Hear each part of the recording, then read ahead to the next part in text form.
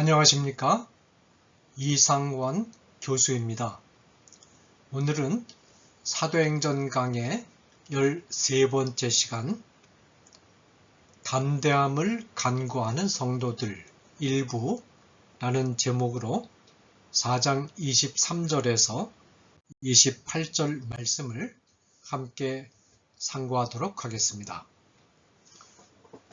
예루살렘 성전에서 행한 베드로의 2차례의 설교와 안전뱅이를 고쳐준 일 때문에 산헤드린 공의회에 처음으로 체포되었던 베드로와 요한은 일단 무사히 석방되었습니다.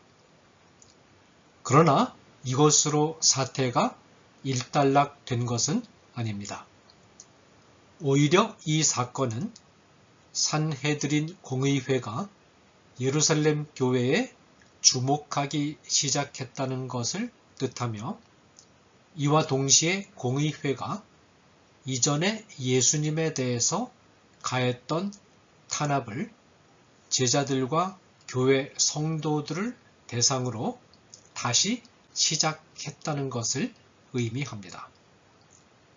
한 걸음 더 나아가서 교회사적인 차원에서 볼 때 이 사건은 예루살렘에서 시작된 신약 시대의 교회가 이후 콘스탄티누스 대제가 기독교를 공인하기까지 약 300년간에 걸친 길고 긴 혹독한 순환과 박해의 긴 터널 속으로 진입하기 시작한다는 것을 의미합니다. 예수님은 부활하신 후 제자들을 대표하는 베드로에게 장차 고난과 순교를 만나게 될 것을 이렇게 예고하셨습니다. 내가 진실로 네게 이르노니 내가 젊어서는 스스로 띠띠고 원하는 곳으로 다녔거니와 늙어서는 내 팔을 벌리리니 남이 내게 띠띠우고 원하지 아니하는 곳으로 데려가리라. 이 말씀을 하심은 베드로가 어떠한 죽음으로 하나님께 영광을 돌릴 것을 가리키심이로라. 요한복음 21장 18절에서 19절 말씀. 베드로가 석방된 직후 성도들에게 돌아와서 일어난 일과 산헤드린 공의회가 준 경고를 전했을 때 23절 예루살렘 교회의 성도들은 이 사건의 의미가 무엇인가를 직감했습니다. 그들은 이제 교회가 긴 고난과 탄압의 때에 접어들기 시작하고 있음을 깨달았던 것입니다. 그들은 이 고난의 때는 인간의 힘과 능력만으로 견디기가 매우 어려운 때라는 것도 간파했습니다. 힘겨운 시련 속으로 진입하려는 위기의 때에 예루살렘 교회 성도들은 어떤 준비를 했을까요? 무엇을 가지고 그들은 이러한 위기를 극복하려고 했을까요? 오늘의 본문은 예루살렘 교회 성도들이 탄압에 직면해서 어떤 준비를 했는가를 보여주며 동시에 그들이 복음을 받아들인 지 얼마 안 되는 짧은 신앙 경력을 가지고 있었음에도 불구하고 놀랍도록 성숙한 신앙인의 면모를 보여주고 있습니다. 예루살렘 교회 성도들의 준비를 한마디로 요약하면 마음을 하나로 합하여 기도하는 것이었습니다.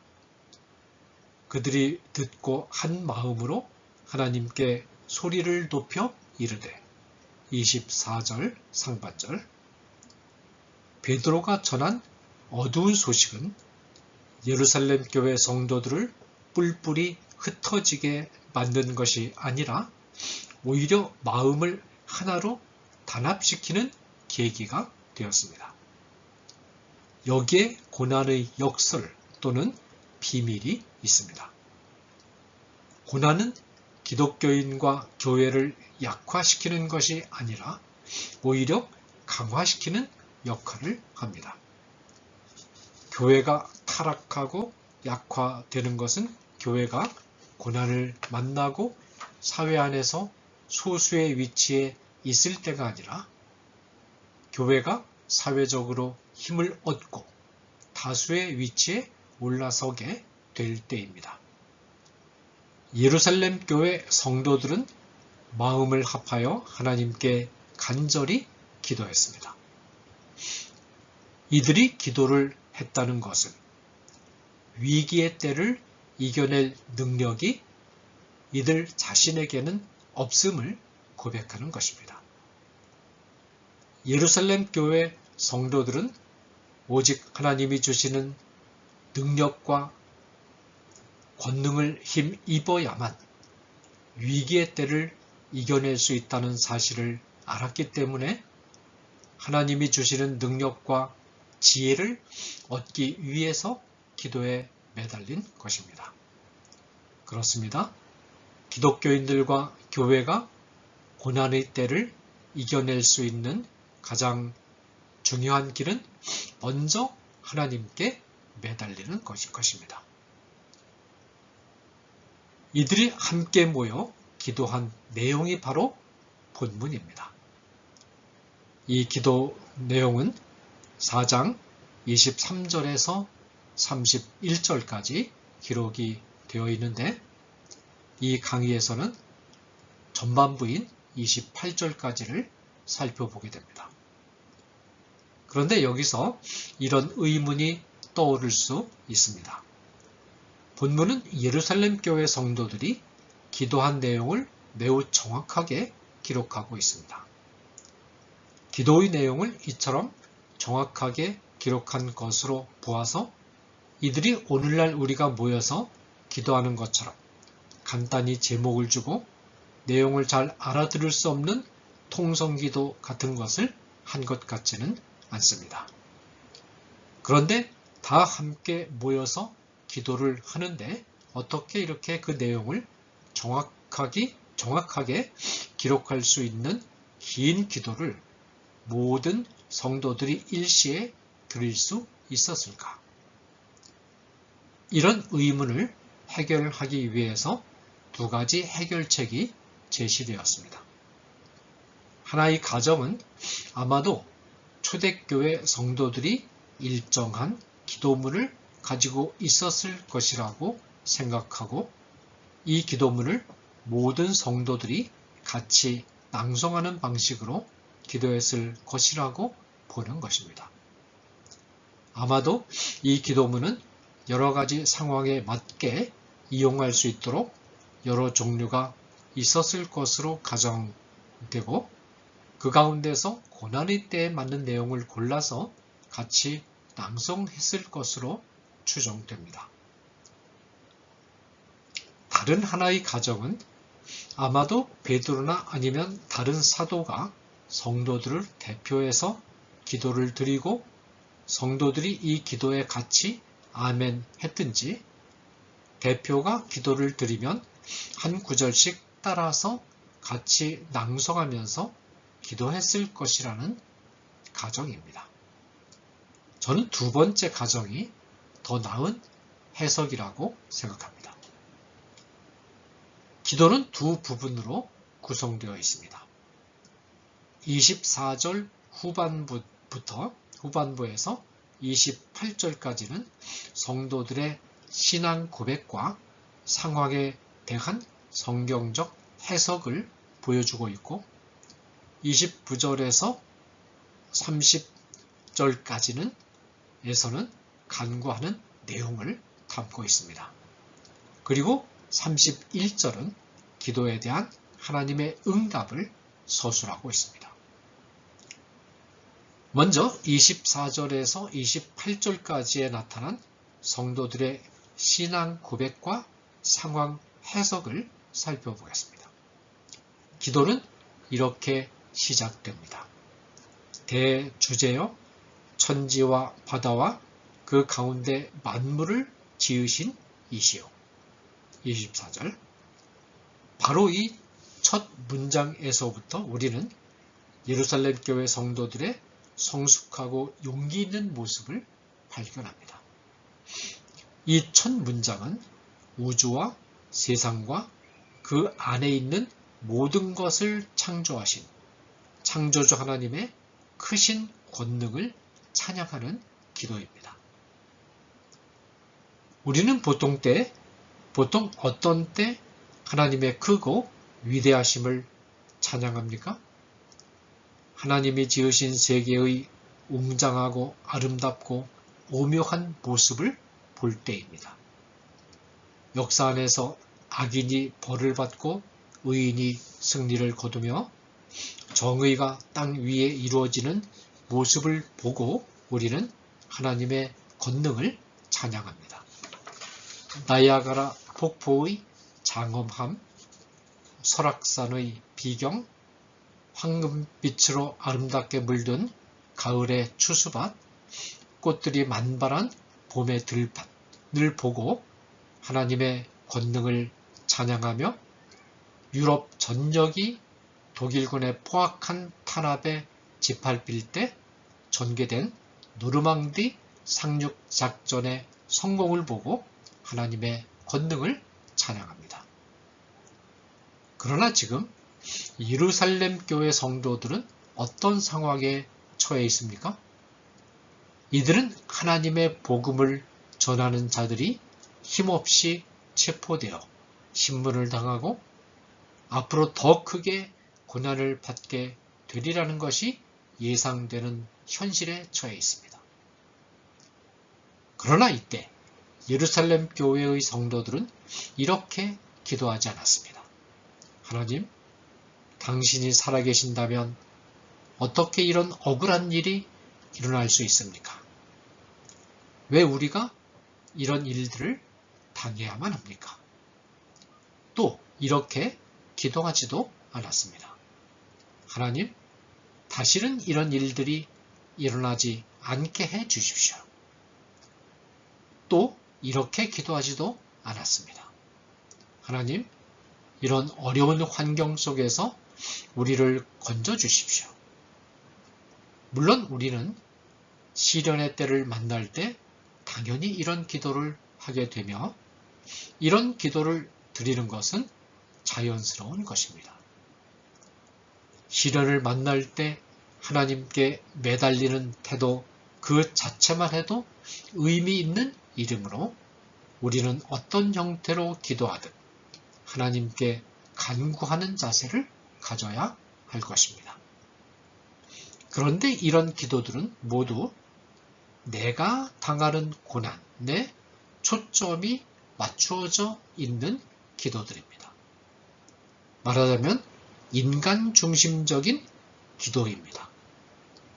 좀 더 솔직히 말한다면 이기적인 기도라고 할 수 있겠죠.